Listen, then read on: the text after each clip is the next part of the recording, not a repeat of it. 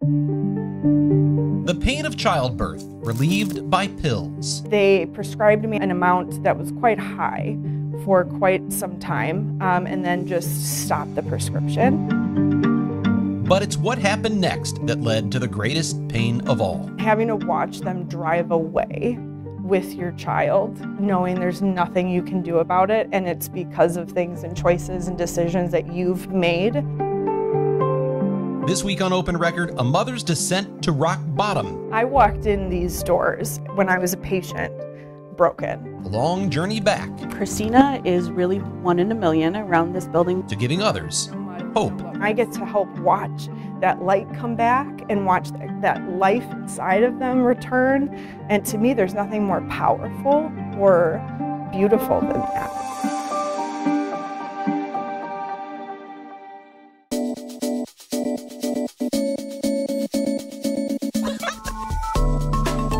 From the Fox 6 studios, this is Open Record. I'm Brian Polson, and I am joined this week by Open Record's executive producer, Sarah Smith. Hey, Sarah. Hi. And we are joined on Open Record by Fox 6 Nightside reporter Ashley Sears. Welcome back to the podcast, Ashley. Hello. Thanks for having me back. We are recording this episode on Wednesday, May 22nd for release on Thursday, May 23rd, and we are in the midst of Mental Health Awareness Month. So many things we could talk about in relation to that, but today we're going to talk about a really powerful story of addiction, loss, recovery, and redemption. And Ashley is going to be telling us all about Christina's story when we come right back. So by the time this podcast is published, Ashley, your in-depth report on Christina Munschau, am I saying that right? Munschau? That will have aired on the Fox 6 broadcast. It'll be available on Fox Local and on the Fox 6 YouTube channel. But I want to start with how you came across the story and why you decided to delve into it. I actually got an email from a former Fox 6 reporter who now works at Rogers saying, I think this story would be perfect for you to tell. And, you know, you get a lot of pitches. So she sent a short video that Christina had, like a testimonial on the Rogers website. And I was really just taken aback by her story and her she was just so inspirational. And I was like, I really want to tell this story. So we were able to get in touch, and it is Mental Health Awareness Month. So I thought this would be like the perfect time to share that. I'm curious, what was it as you watched that testimonial? What really kind of grabbed you? I don't want to be cliche, but I'm a mom now. So hearing that story of, you know, she's a mother herself, and her addiction began right when her child was born. And, you know, she thought she had lost it all and was able to get it all back, even more so. And now she's sharing her story to inspire others. It's like the ultimate, like, you know, going through something, a challenge, overcoming, and now giving back to some of the same people where maybe she was sitting next to them in some of these, you know, recovery meetings and stuff. Yeah, she said often, so her story, before I get into everything, her story is she was in kind of she said she had gone from relationship to relationship, not really knowing herself. That was like who she was. That was her identity, was hopping from these relationships. She found herself in one that she says was toxic and unhealthy. She got married, she had a baby, and around that time, she said she had an emergency C-section, was prescribed opioids.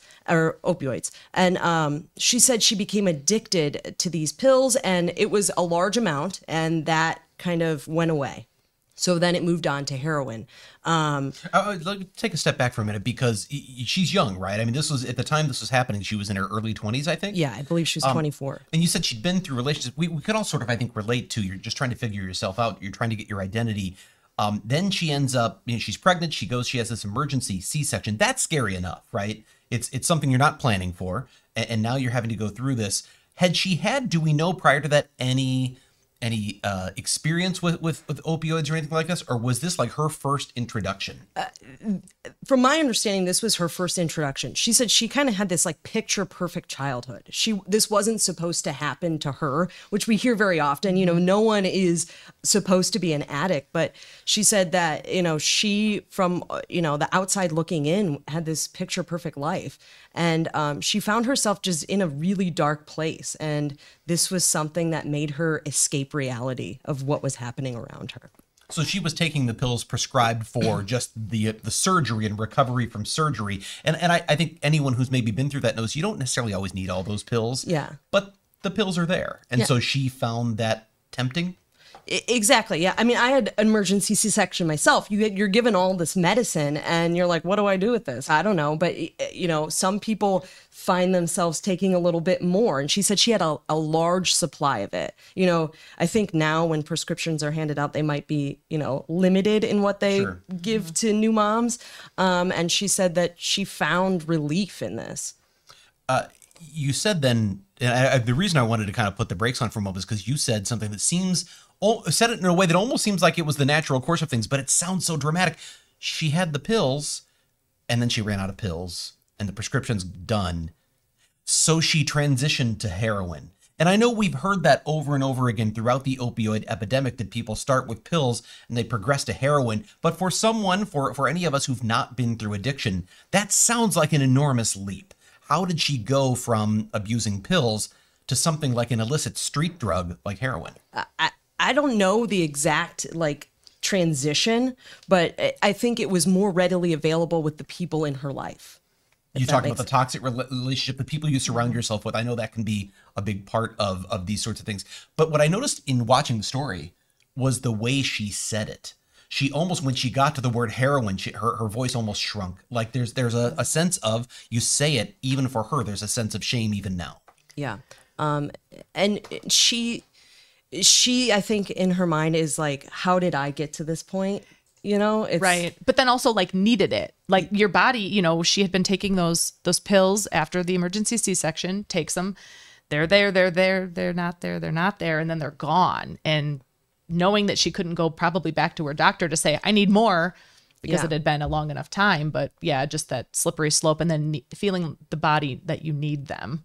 Yeah. Also brings another level of... We feel like this is at least I do, and we've covered this issue for so long, sort of a tale as old as time, that people go from, they start with pills, they progress to heroin. And you said she had this picture perfect life. She probably didn't imagine herself, and I imagine many of the people in her life, her parents, never saw her as a heroin addict.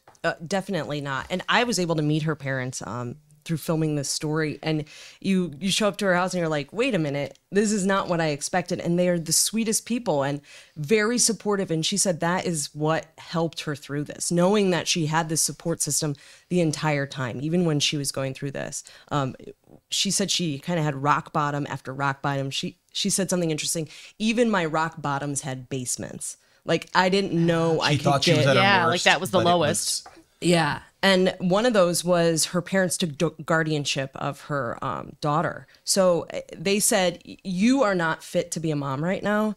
And because of that, she said even that wasn't her lowest moment, to have this wake up of, I need help. That wasn't the rock bottom of rock bottoms. Because in the story, when she says that, when she says, watching your child drive away, Yep. You're a mom. You're a mom. Yeah. I'm a father. That idea of someone taking your child, and not only taking that child away, but saying she said this in the story, it's because of the choices you made. Yeah. You caused this. I just can't imagine that feeling. But you said that wasn't even the worst of it for her. No, she said, and I asked her, like, what was that light bulb moment for you? And she said she just woke up one day and was like, I can't physically do this anymore. I can't emotionally do this anymore. Like, I need help. She said she just woke up feeling like this is it. And she called her mom. Yeah.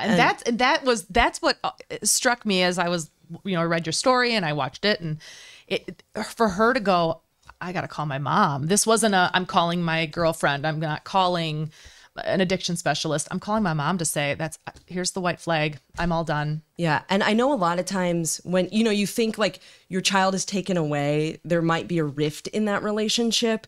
I'm sure her parents behind the scenes are telling her things, but that was the support she needed from her mom. And that, she said, they immediately went to Rogers and got treatment. I wonder too, at the point where her mom is taking guardianship of the child, if you're in the midst of an addiction and your number one priority in the midst of that addiction is to get the fix you need to satisfy the craving, the need, whatever it is, the dependency, that your child being taken away temporarily, while it would be heartbreaking, could also be a relief because now I can focus on my addiction. I don't have to worry about taking care. My child is taken care of. So for a period of time, I wonder if that didn't almost accelerate things for a little bit because now I've got all the free time in the world to get high. Yeah, I don't know exactly if that's what happened, but certainly it gave her more time to focus on something else and not taking care of a child. Do you know how long it was between the time that her parents took guardianship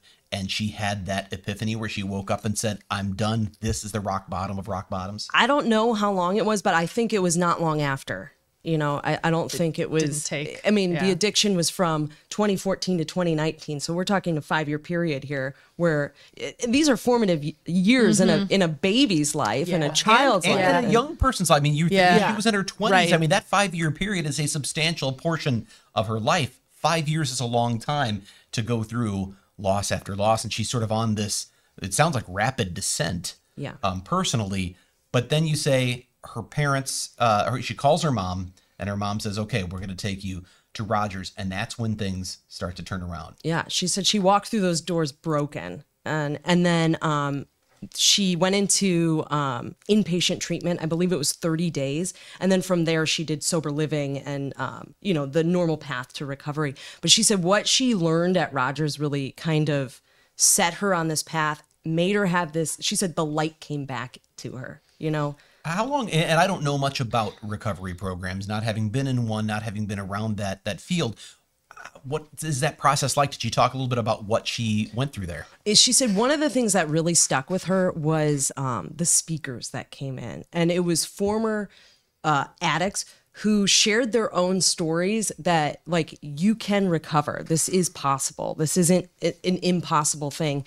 And she was like, I want to be that person. You know, I want to become this, and I can. So it made her feel empowered, gave her self-confidence. She looked at herself and was like, I am not my boyfriend. I am not my husband. I am Christina.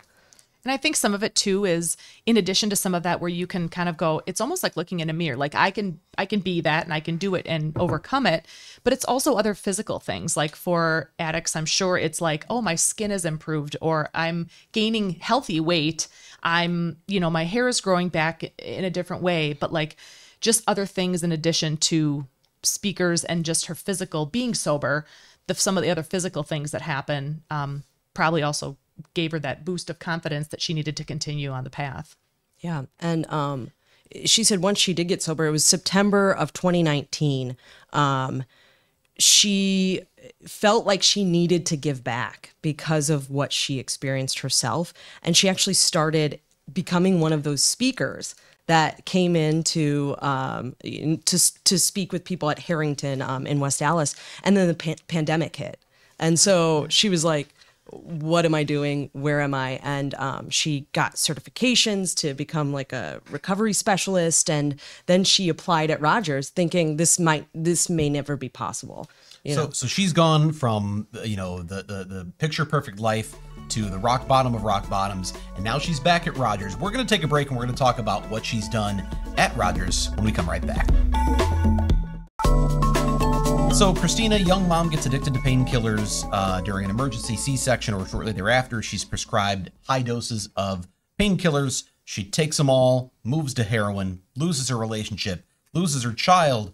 Finally, she goes to get sober, but she doesn't stop there. You tell us she ended up back at Rogers. How did that happen? I mean, it's one thing to be in the program and go, hey, I'd love to be one of these speakers one day, but they don't just say, yeah, come on in and talk. Yeah, I think you've got to get there, right? Yeah, I think she created some relationships with the people while she was there, and she came back to speak to the people that, like, this is possible. You can get sober, and I'm doing it right now. And she says, like, one of the most important things is it's not like all rainbows and sunshine for her. And a lot of her recovery is living in the moment, even if it's a dark moment, even if it's hard. It's not, it's not turned to drugs or alcohol. It's coping tendency or like coping tactics to get past it versus spiraling. And that was her biggest message. She said always to the people she was speaking with then is like, I am not standing up here saying my life is perfect now. It's absolutely not perfect,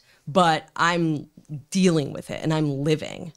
So this is 2019 when she gets sober, right? And she completes the program, and then she wants to come back and be one of these speakers. What is the process for something like that? Did she have to take classes? Did she have to? You mentioned a certification. Tell us a little bit about that. Yeah, so I don't want to get it wrong here. I wrote it down because it's a substance abuse counselor in training and peer support specialist is what the certification was. I can't remember that. Yeah, so it's like I have to So write she it has an down. official state certification Yes. to do this. Yeah. Okay. And then just this month, she actually graduated from UWM with a bachelor's in psychology. And then in the fall, she's going to be starting at Carroll, and she's getting her master's in behavioral health psychology. So like she's on this path. That's like a 180. That like gives me This chills. has all I love happened it. since 2019 when she Yes. got out. Yes. Talk about That's- saying I'm going to turn it on. I'm going to Yeah. do this. She was serious. Yeah, I mean, it's incredible. She was like, these aren't just certifications. This isn't I am going to become the person that helped me, essentially. And then you talked with one of her supervisors, Katie, and what kind of things did Katie say about Christina? Katie said, like, she's one in a million, like this isn't really, that normal for Rogers to have people who were patients there come back and, work there. And she says, As licensed counselors. counselors. yeah. Yeah. They're, she said that, the people in recovery are able to connect with her in a way that they can't connect with other people. And that's really inspiring to see that this is happening. And it's like an added tool to their program. And I imagine some of the supervisors here where you have people in the program and sometimes you send them off back into the world and you don't know what happens. Maybe they end up back in Rogers, but maybe they don't. But you don't really know what happens. But with Christina, that's like the living proof, like what we're doing as Rogers is helping. Exactly. And I mean, like with anything, if you speak to a person that maybe went through similar life experiences as you can relate to them more and gain so much more from that than someone who's just saying things to you that you think That they read in a book. Or, Yes, exactly. Yeah, right. Well, she obviously has, she's a very bright person and has this aptitude for this. It's one thing to be in recovery and going, I don't want to live that life. I want to be like these people. But having the aptitude and the ability to get there. I mean, she obviously was motivated to come right out of treatment and go to school and get a certification and now do what she's doing. Do you know, did she talk much about what it's like at Rogers, what it's like for her to talk to the people who are now where she once was? Well, she let us in her office and her wall is lined with thank you notes and drawings and just different things from the people that she has helped. And she says it gives her life to kind of like give them back their life or help them get back their life. And she just was saying it's so fulfilling. And the notes are the reminder to her of what she is doing is important. I was thinking about that line where she said she loves to see the light come on. Yeah. And I wonder, she must know what that is, but that point in the process where you go from that darkness, you're in the basement, to seeing the light from above and seeing that hope. If you can grab people right at that moment, you have a chance of getting them to a better place. Yeah. And I asked her, like, what keeps you sober? Because we hear so many times the statistics are staggering of people, who relapse. And she was like, I don't know. Like, there is no magic key to this. Like, but what she said is most important to her is her daughter and her parents. And like that family support really keeps her on track. And also just living in that moment. She's like, it's difficult to feel things sometimes, but I have to. Well, and I think, and you had mentioned it about like putting yourself first and not your boyfriend at the time or your husband or anyone else. But if you don't take care of you, you can't take care of anybody else. So knowing that, so then that leads me to the question of what happened with her daughter. So she is back with her daughter. They are together at her parents' house right now with plans to move out. Her daughter's 9 years old now, and they just have the sweetest relationship. Like every moment feels special. It didn't feel like they were turning it on for the cameras, like they are just like this adorable pair that, is that relationship is extremely important to her. And I think if she's 9 now and her mom has been in recovery for the last 5 years, or has been sober for the last 5 years, that's what she's going to remember. Yeah. She's going to remember a mom who's involved and who's doing great things. She's not going to remember that darkness, which at least at the age she's at, it seems like that could be a very hopeful thing for the future. Yeah, exactly. I mean, right? What are your earliest memories? Like 4 years old. So that's kind of what she's gonna know her mom sober, and that's what she wants to continue to know her. Christina wants her daughter to know her as a sober mom. What strikes me the most is when she finally said, "I need help," she went to her mom, and she had a mom, she had a family, she had a support system. And we're going to talk more about that coming up, but the importance of having that support network. I know when you have people around you who are a good influence, who are support, it can really help you through some of these really tough times. And it obviously starts with treatment. We are going to take a break, but up next, we're going to be joined by a specialist in the field of addiction treatment, a clinical supervisor for Rogers Behavioral Health. Jamie Simon will join us after the break. All right, so you have heard Christina's story, her descent to rock bottom, the rock bottom of all rock bottoms, and then her tremendous comeback to sobriety, and now to being a substance abuse counselor in training at Rogers. We are joined by Jamie Simon, clinical supervisor for Rogers Behavioral Health. And Jamie, first of all, welcome to Open Record. Thank you for spending the time with us today. It's a pleasure to be here. So, first of all, I want to talk about Christina's story because, and as you heard us talking about it, what things stand out to you as the things that you see over and over again and that are really important to a person recovering from an addiction? Yeah, there were so many moments as I was listening to you, from the emergency C-section piece, I can relate to that. I went through the same thing with one of my children.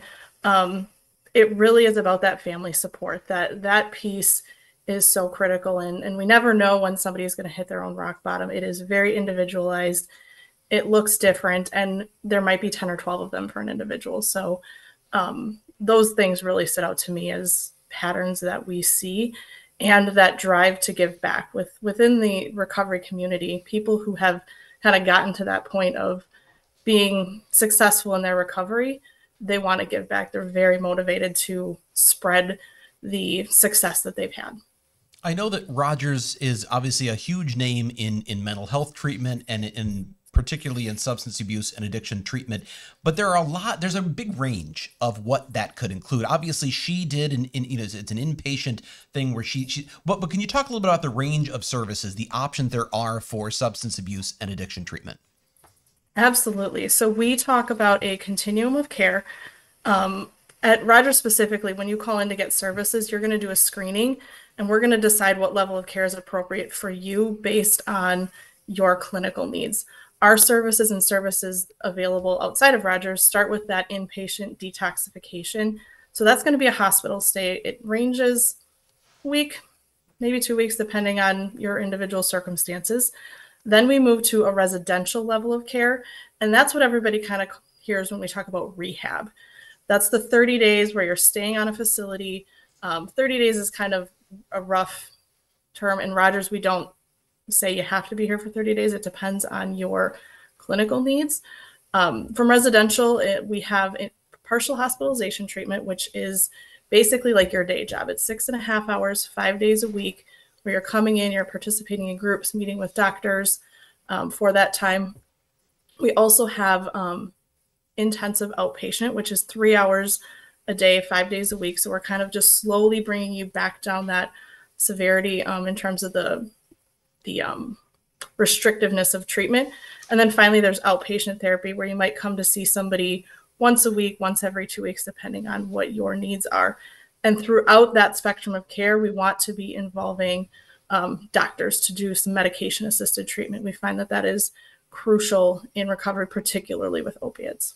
Can we talk about stigma for a second? I think part of it is, when we think about addiction and mental health issues, it's not a character flaw. It's not something that people set out to be like, I just want to be addicted to pills, or, I would love to have mental breakdowns. But I think it's a true thing of fighting the stigma. And I think we've all done a better job as society of being more open to talking about these things and to getting help and to the increasing resources. But can you speak to how Rogers handles some of that?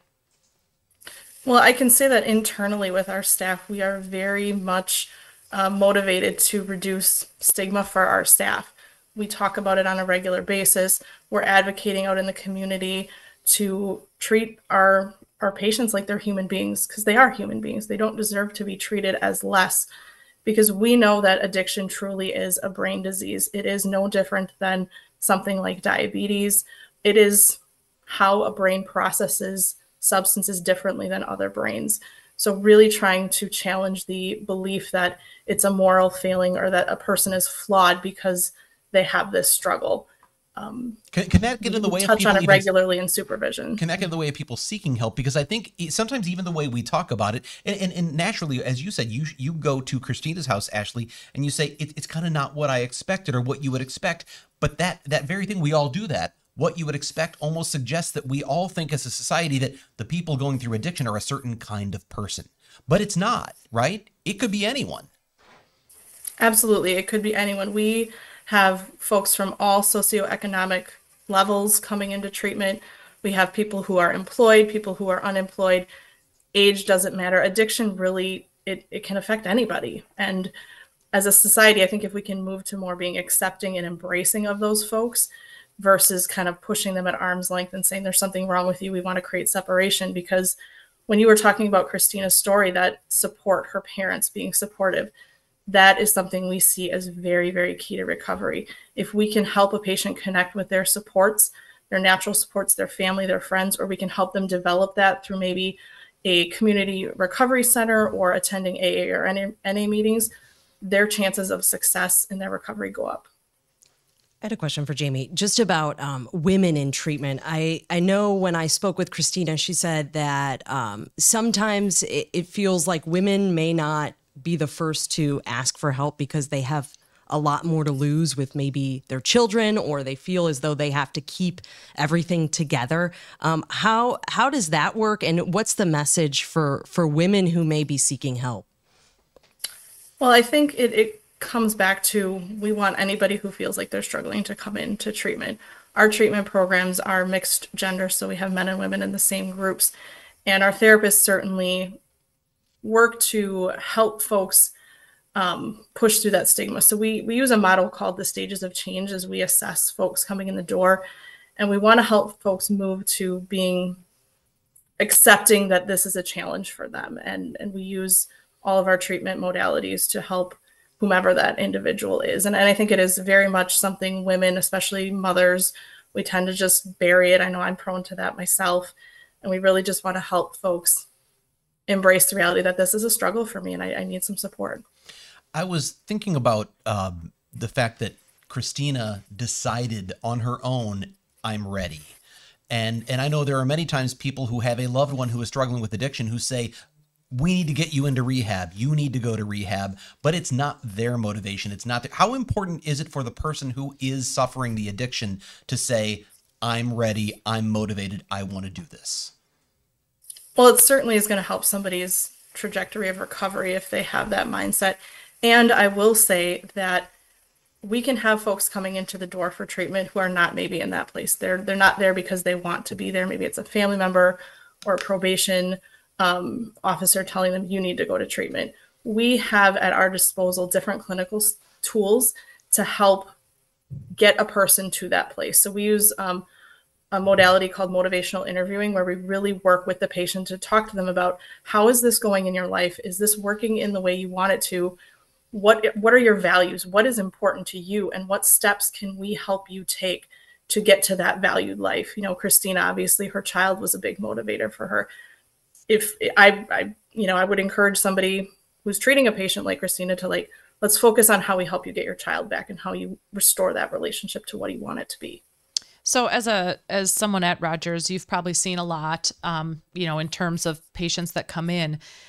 What are some of, I guess, the more challenging things that you've seen as a supervisor, or that maybe you deal with on a day-to-day, and then maybe some of the most rewarding, like what, at the end of the day, you feel really good about?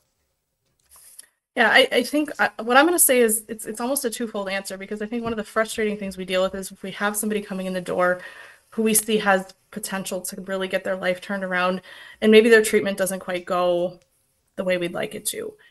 and they end treatment early. That's hard. That's something that when I speak with my staff, they talk about being a challenge for them to kind of wake up and come back to work the next day knowing that has happened.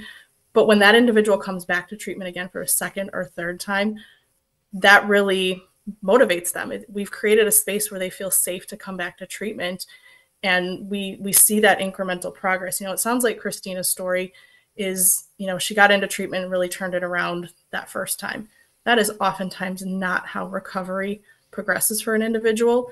And the philosophy we have at Rogers with addiction treatment is we're going to keep the door open. And when you're ready, come back through and we're going to help you. I wonder about this because for those of us who have someone maybe in our life who has an addiction issue and it's not us and we don't know what to do and you think, I don't know where to turn. Many people I know, because out of love, they want to do everything they can to support and help that person and minimize the pain.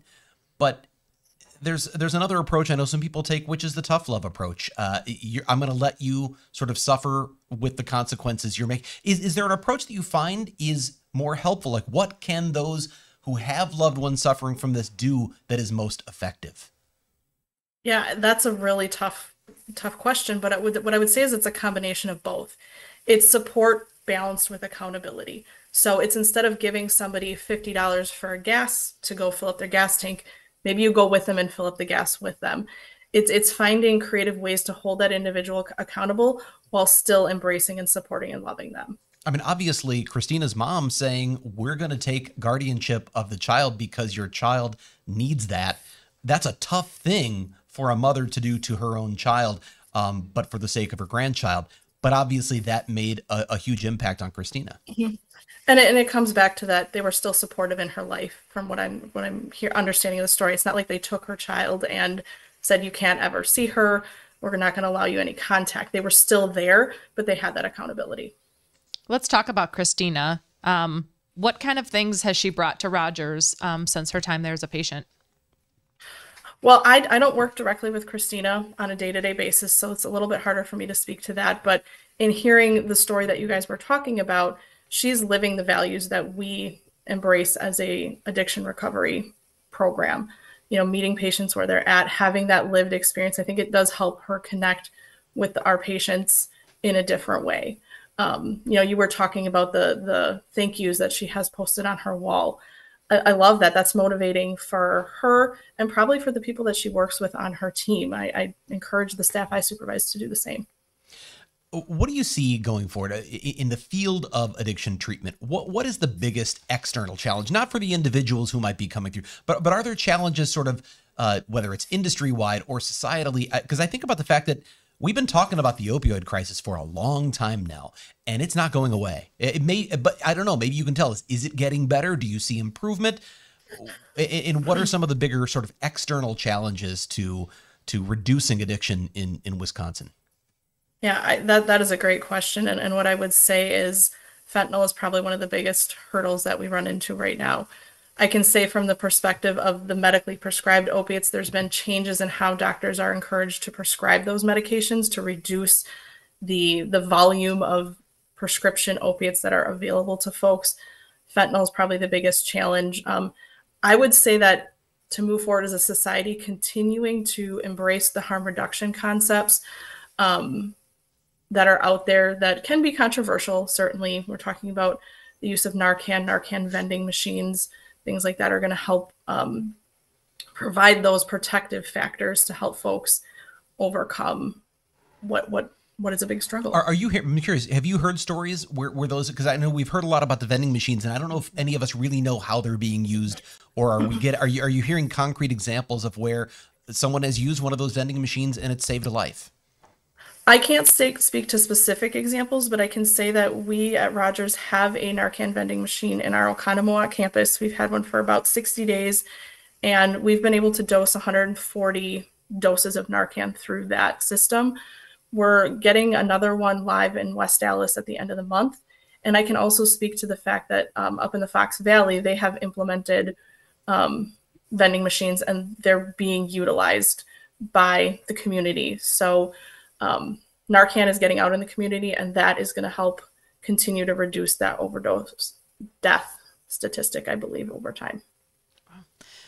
that's a lot in that Oconomowoc. Well, it just makes you think every time Narcan is administered and it prevents an overdose death, you have another opportunity for someone to turn things around like Christina did, right? Yeah. Absolutely. And, I can speak to the fact that a lot of the folks that have come through our door have used Narcan successfully for themselves or for somebody that they care about, where they've used Narcan to revive somebody. The beauty of Narcan is that it's not harmful. So if somebody you think may be having an opiate overdose and you use a dose of Narcan, it's not going to hurt them in any way, shape, or form. So it really is a very low risk tool, and we are working hard to make it accessible in the community. I can say I have one in my car. I hope I never have to use it, but I have it. Go right ahead. No, go ahead. I was just going to ask, okay, so if, your message to someone who's either dealing with addiction and whether or not they've reached out to get help or going through a program, or if you have a loved one that's going through addiction, what kind of message do you share with those people? It can be challenging. Persistence, work with your treatment teams, and really finding the pathway that works for you is important. We have our pathway at Rogers. It's evidence-based. I feel strongly that it's very helpful for folks who are participating, but I recognize that might not be everybody's pathway. So it might be using NA or AA type meetings to get to that point in recovery.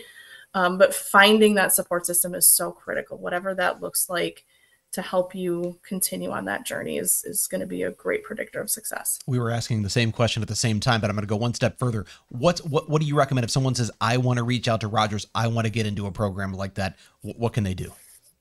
Yeah, they can go to our website and you will find our patient access number. So you can call and request a screening.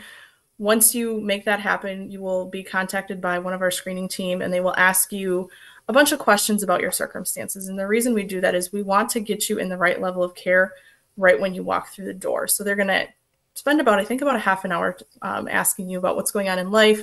What does your substance use look like? What are your mental health symptoms? Because we know that substance use and mental health co-occur at very, very high rates. Our treatment programs in Rogers are co-occurring. So we do treat with the mental health and the substance use at the same time. But we're going to take that information and send it to our screening team. They're going to review it and then make a treatment recommendation. They're going to say, we think you would be best served in residential or maybe one of our partial hospitalization programs. And then as soon as there's a spot available, we get you in for treatment. For those not familiar, by the way, I just want to say, listening, watching from somewhere who don't know about Rogers, ROGERS, Rogers Behavioral Health. So you can look up their website. I just had one question. I know we did a lot of stories about the wait lists for treatment. Is that still a thing, or are people able to get in right away? I can say that at Rogers, we are very committed to waitlist reduction. I am having conversations with my teams and my supervisors every day to try to reduce the wait list. We don't want to have anybody on a wait list for any extended period of time. It has been a problem. We've had folks die on the wait list waiting for treatment, and that is just a travesty. So I can say with a lot of certainty that we're working very hard to reduce that as much as we possibly can. And it really comes down to flexibility of our treatment teams. Well, Jamie, we might have somebody start with virtual treatment and then come to in-person based on what's available for them. I appreciate the time you've spent with us. This is such an important subject, and I'm glad we're able to do it in the midst of Mental Health Awareness Month, but every month should be Mental Health Awareness Month. It's a huge issue that is truly one that is a life or death issue here in Wisconsin. So thank you for coming on Open Record and sharing your expertise with us. You're very welcome. All right, we are going to take a break. When we come back, we will go off the record. It is time for us to go off the record. This is the part of the podcast where we get a little more casual, have a little fun by answering a question for which we have not prepared. Go ahead, Sarah. What's the question you have for us? A group of my girlfriends, we have a group chat, and some things get passed around, memes and other stuff. And I saw this one, and it actually made me laugh. And so it's not so much a question. However, it's a list. And so this is a list of things that are embarrassing for no reason. So things that like you do and you're like, have the list. You're not, I have the list. Okay. You don't have to make a list. Okay. So I'll just read them and we can all cringe together. How about? Okay. So, or you tell me maybe it's not embarrassing at all. I'm easily embarrassed. So all of these, I was like, oh. So like the first one, walking towards someone you're meeting up with. I don't get it. Like, what do you do? What do you mean? No, like, what do you do? Like, you're walking towards someone and what? You mean, I know why this is, because It's embarrassing, it's 'cause you awkward. don't want to hug. Well, no, I don't want to hug. So, but are you saying, do you put out your hand? Do Well, you it's, or say you're like, hello? do you wave when you first see them, and then you say hi again when you get closer to them? You're Do you walking wait toward them until? and wave? That's what I'm saying. awkward. Or when you see someone at work in the hallway, and you know, like you made eye contact way at the end of the hallway, but then do you wait until you're passing to go, hey? It's just okay. Maybe this is going to be a huge I don't know. flop. What How stands many out to times? you? I don't know. Like, as a reporter, I meet so many people, so I'm always like, hey, hi, how are you? Oh my gosh, I'm Ashley. Hey. So I feel like So you're very good. So number one does not pertain to Ashley Sears. No, Dang. no, Okay. no, and if but I see you in the Yeah. hallway, I'm going to just Avoid. try to make you uncomfortable. I'm I'm gonna glare at you. That's Awkward eye contact. Yeah. All right. I think the bathroom, maybe that's the most, where you're like, hi, I see you, and then we're going in different stalls. Yes. And then don't like, talk to me though. Yeah. I'm not a Right. bathroom talker. I recently Especially not had a through the bathroom stall door. conversation with a coworker, and I actually was into it. Like, I was like, Let's do it again. I felt like, The question is, if they're in the stall and you're outside, and then they say something like, "Hang on, I gotta post this real quick," because everyone's on their phone in the stall, right? So can you really have a conversation? Who They're is on the busy? phone in the stall? Everyone. yeah, not in Absolutely Everyone. not. I did have a person, I don't think if a colleague or someone else, but they were playing like a game, like a bingo game, and it was like ding, ding, ding, ding, ding. It was like a slot machine, but the sound was up, and they were in stall What 4. I wonder, and I don't know if there's any way to quantify this, but I wonder if bathroom graffiti is actually down. because was people there are on their because phone. you're Yeah, bored. you're right, and because John loves Mary, right? Like, Right. I mean, but now Forever. you're just putting it. And so anyway, This is disgusting, but I saw a meme that was like, it's going to the bathroom in the 90s when you don't have a phone. It's like, man, I had to take a 90s, you know. I didn't have my phone. I love Like, you what have- do I do? What I love is she has 14 of these. No, and we're not gonna get no. to Well, I We was just reading through, devolved like to maybe bathroom this is okay. How about when you have to put your change back in your wallet in the at the counter, Oh, and you're yeah. like, sorry, I and you're hate trying to things do like it that. so fast, I right? just put it in my pocket because in a wallet it just Yeah, I have like a George Costanza like change purse wallet, and I Yeah. have like a million credit cards and stuff in there. So even like putting my credit card away. It's like trying to shove it in there my while wallet- there's like a growing line behind my you. George Costanza wallet is in the front pocket because I had a chiropractor tell me it was so Yes. fat that I shouldn't have it in my Wow. back pocket. Must be rough to be so rich. No, it's not cash. I can assure you of that. It's all. I mean, there's a card for everything now, Yeah. right? We got a couple of minutes. Okay, before our all final right. How break. about when Okay. you walk out of a store or a rummage sale without buying anything? Oh, Is that doesn't bother awkward? me. No, it doesn't not bother at you? all. Okay. Not at all. No, Gosh. I do the. Yeah, bothers it's like walking into a somebody's shop in downtown Cedarburg or something. You walk in and the bell rings. You're the only one in there. Yeah. And then you're like, this isn't my stuff. Yeah. Do you stop and look at a couple of things first before Yeah. you walk out? Or Yeah. do you just go, nope, not this Yeah. place. I feel like I have to.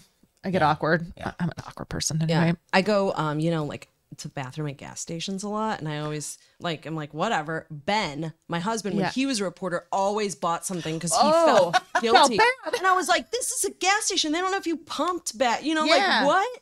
Yeah. Were you taking a 90s? I'm sorry. Go on.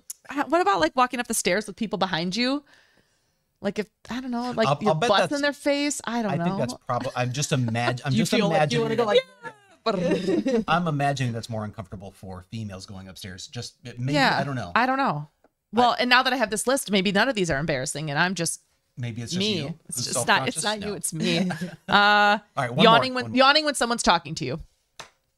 oh, I You feel, feel bad. I feel bad. I Yeah, don't of feel course. embarrassed. But I I don't feel even bad. think about it. Oh, it's really fascinating. This is a good question. This is a good question. Wow, that's something no. I don't even think about. I probably do it all the time. I look at my phone too. That's what I feel bad about. Someone's talking to me and I'm just like, Yeah. Yeah. I do. I find myself doing that a lot. You know who I was the worst at this was is producer Pete when he was here, because he would come back to my office and talk to me about things, and I was busy and doing things, and I'm thinking I can do both things at once, and every once in a while, I would hear him pause, and I would go, "What?" And he's like, "You didn't hear a thing I said, did you?" Oh, dang. And yeah, producer Pete, I apologize. I know it's just the way I am.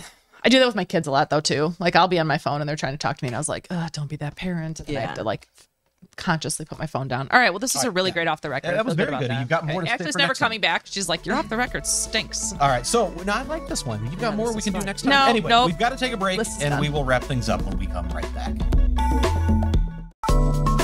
If my shirt and Brian's shirt had a baby, it'd be Ashley's shirt. I don't know how well you can. I've got like 15 versions of Except this. I like it. It's like flowy, but also like it's a nice stuff. Well, if you have a topic, by the way, you'd like us to discuss on Open Record or an issue you think we should investigate for Fox 6 News, send us an email to fox6investigators@fox.com. Ashley, thanks for being on the podcast. Thanks for having me. Sarah, as always. And thank you to the people who make this podcast possible, including, of course, our executive producer, Sarah Smith, our editor, Dave Machuda, and, well, Dave all the other people. Everybody else. Anyway, with that, I'm Brian Polson, and we'll be back next week.